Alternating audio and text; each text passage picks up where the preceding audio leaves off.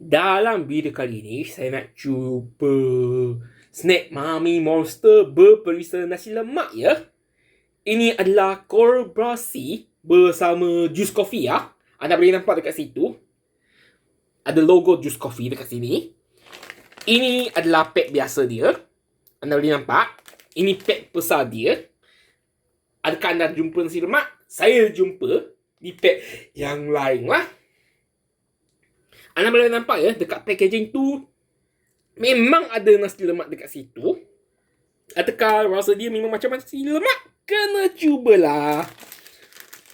Anda boleh nampak ya, packaging tu merah. Memang merah. Kata pack ni merah ya. Mari kita bukakan.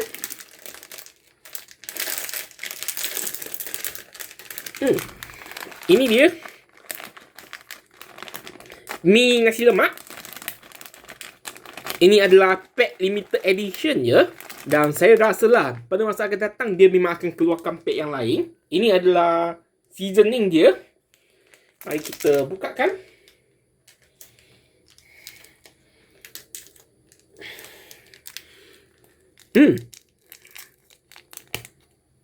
Ini dia seasoning dia. Bila saya dah buka, dia ada bau macam nasi lemak. Dan mari kita tuangkan.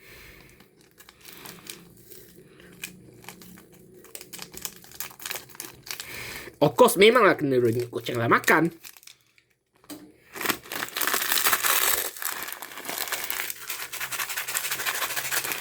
So, mari kita cubakan. Ini dia.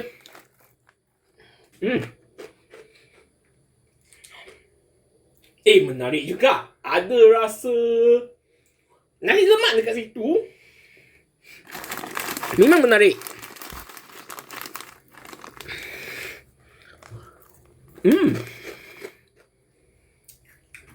Sangat menarik. Rasa tu memang ada rasa nasi lemak ya.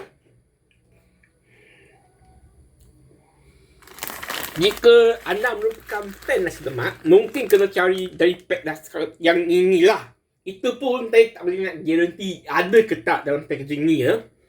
Jika laki ataupun bertuah, dapatlah. Rasa tu sangat-sangat menarik ya.